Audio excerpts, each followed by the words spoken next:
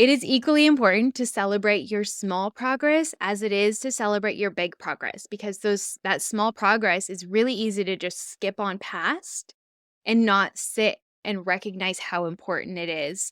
But it is important because without the small progress, we cannot achieve the big progress. Welcome to the Breadwinner Podcast. This is the show for Sourdough Microbakery owners who are building a sustainable, successful, profitable business from their home. If you are already in business or if you're dreaming of starting one, this is the place for you. I'm your host, Caroline Bauer. I own a successful in-home sourdough bakery, and I am here to share everything I've learned that works and that doesn't, plus everything that I'm researching along the way so we can build thriving businesses together. Welcome back to another episode of the Breadwinner Podcast. It's Caroline, your host here, and I am excited for part 3 of 3 of our 2025 Kickoff series. The first 2 episodes talked about checking in on last year and then looking ahead. And the second part was a vision cast, looking ahead at 2025 and what it could hold. Whether or not you're listening to this episode or this series at the very beginning of 2025 when it's being recorded, or whether you're listening to it later, it's a great series of questions that you can use to check in at any point in time. I love a quarterly check-in, so if you are listening to this at the beginning of a quarter or any time at all, it's a great way to take the pulse of your business and then look ahead and look backward really intentionally to make sure that you are cultivating a business that serves you really well, which is, of course, the heart behind the Breadwinner Podcast.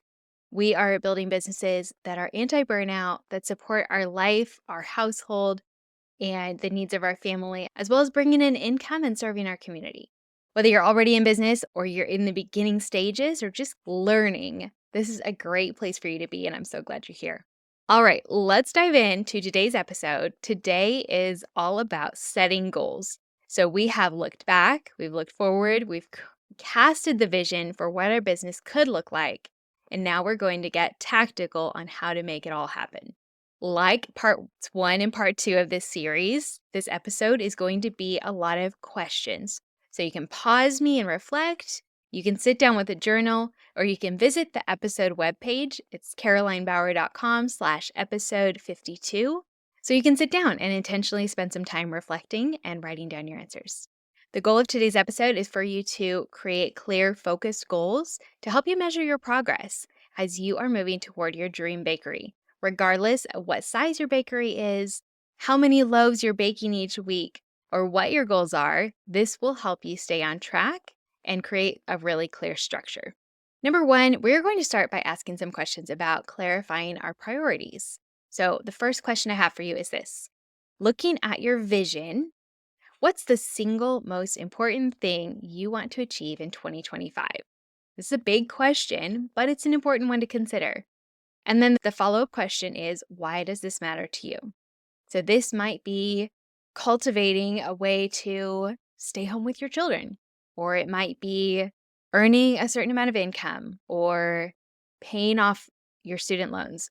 Whatever it is, write down the single most important thing that you want to accomplish this year and why it is important to you. Next, we're going to ask, what are 2 smaller priorities that will support your bigger goal? For example, if your main focus is growing your revenue, smaller priorities might include increasing your average order value or expanding your customer base. Your next question is, if everything went right this year, what's one thing you'd want to feel proud of by December 2025? If everything went right this year, what's one thing you'd want to feel proud of by December 2025? Are you proud that you used your time in a way that supported your family? Are you proud that you showed up at 10 farmers markets? Are you proud that you paid off your student debt? It can be anything. Just spend some time considering what you want to feel proud of at the end of the year. Now, here's where we make the goals feel a little bit smaller and more doable. So the next question is, for each priority, write a SMART goal. SMART is an acronym that you might be familiar with. It stands for specific, measurable, achievable, relevant, and time sensitive. This is what allows you to take your goal from something obscure to something very tangible. So here's how it could sound. For example, if your goal is to increase your customer base or increase your revenue, a SMART goal could sound like gain 15 new customers. So it's specific. By June, it's time sensitive, by offering samples at local farmers markets. Very achievable, very relevant to your goal, and very specific. So you can see how you know exactly what you need to work on to accomplish this goal. And then the next step is to ask, what's one stretch goal that pushes you outside your comfort zone, but feels achievable with the right level of focus? So you could take it from gaining 15 new customers to gaining 30 new customers. It's a stretch, but it's possible if you apply yourself and grow your strategy just a little bit. So use the SMART acronym to break down each of your priorities into smaller goals to make them more realistic, achievable, and time sensitive so that you can track them and make sure that you're staying on target with your progress. As we break our goals into steps, the next question to ask is, for your biggest goal, what's the very first step you need to take? And how soon can you take it? If your biggest goal is to earn $500 a week, what is the very first step that you need to take, and how soon can you take it? If you haven't gotten started yet, your very first step might be to dial in your bulk baking process to make sure that you can bake 6, 8, 10 loaves at a time in a consistent, predictable manner so that you can offer bulk orders for markets or pre-orders. Another first step might be setting up a pre-order platform, whether that's the Simply Bread app or Hot Plate or something like that. If you're already rolling and your goal is to get bigger, your very first step might be to invest in larger equipment or to hire some help or to get clear on the products with the highest profit margin and figure out how you can scale those or increase your average order value. So add something that sells at a higher price point as an easy add-on, a dozen cookies or something like that.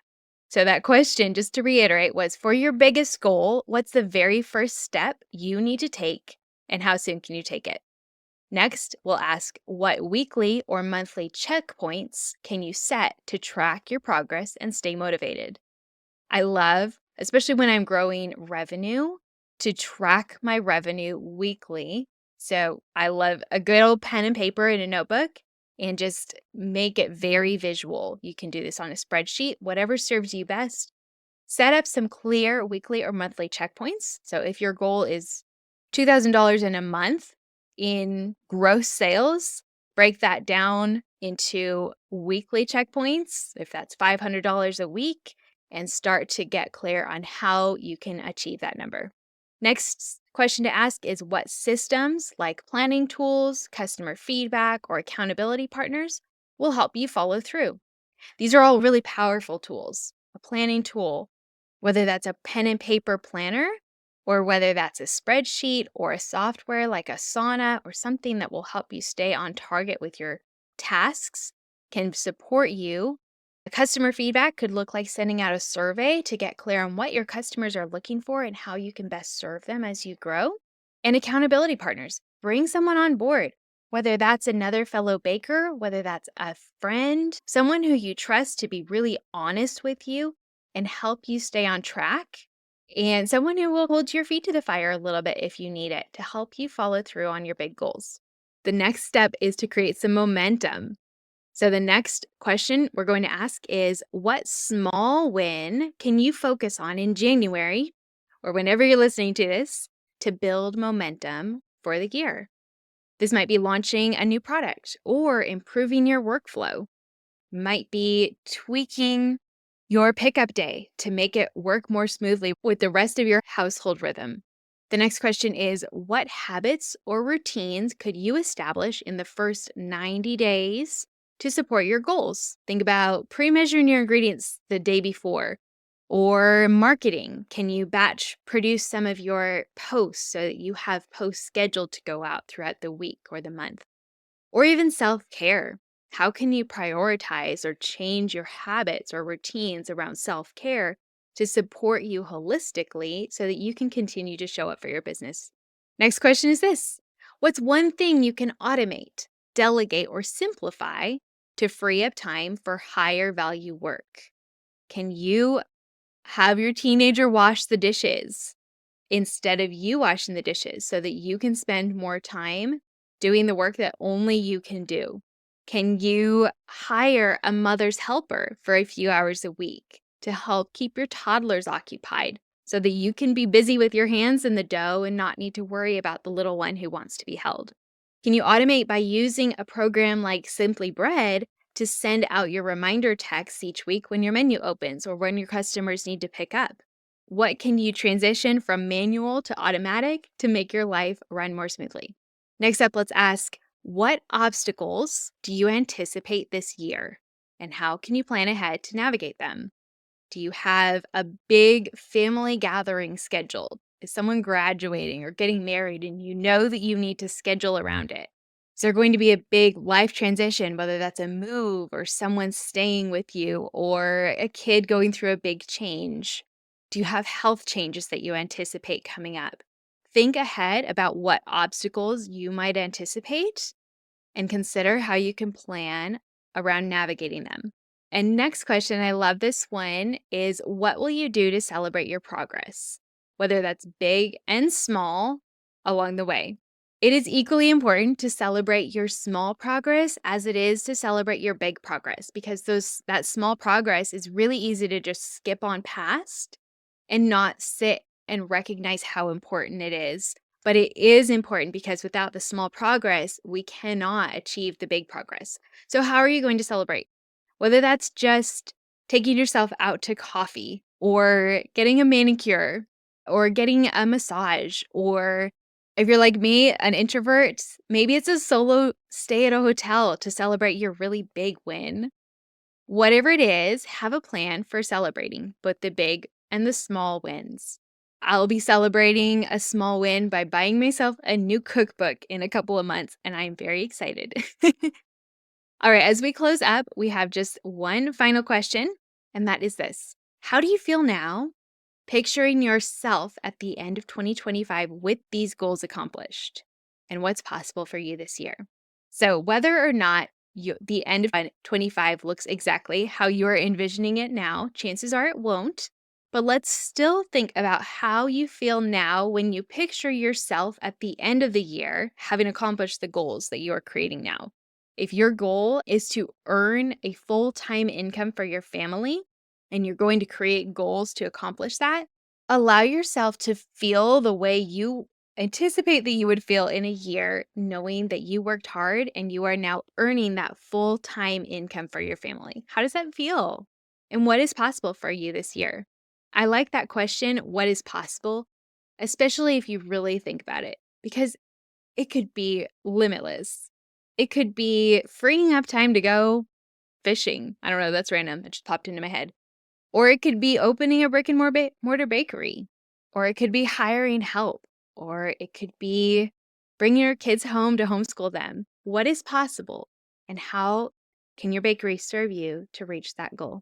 All right. I hope that you have some really clear goals and very actionable strategy to reach those goals. Circle on back to the SMART strategy where you are setting goals that are specific. You have a very clear way to track them. They're measurable, so you have a metric. They're achievable, so you're not going to make $1,000,000, but it's something that is realistic. They are relevant, so your goals tie in with your larger priority, and they're time bound. You have a specific, clear deadline to measure them. If you want to take your goals to the next level and set them in motion with some expert support and community to help keep you accountable, the Breadwinner Circle is opening on Tuesday, January 22nd. The doors will be opening for enrollment, and our first group call will be the first week of February. And I am so excited to support another group of bread entrepreneurs through this group.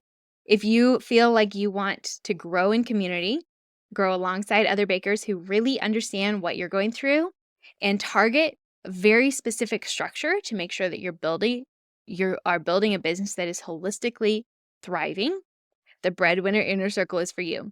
So join the waitlist down below. You'll get access to join one day early to make sure that you get in before it sells out, because it is a capped number of people who will participate. So those on the waitlist will get access early before the doors open to the public. You can find that link down below, and I am so excited to get to know you and support you in the next round of the Inner Circle. I think 2025 is going to be our best year yet. I am so thrilled to see what's to come. Over here, there's a lot of goodness coming, and I will continue to support you and give you clear, tactical, practical insights to help you grow your thriving business. If you are not yet following or subscribed to the show, make sure you go ahead and do that. Hit subscribe, hit follow so you get notified whenever a new episode drops and you never miss out on a new episode on Monday and Thursdays. I will be back very soon with a new one, but until then, happy baking.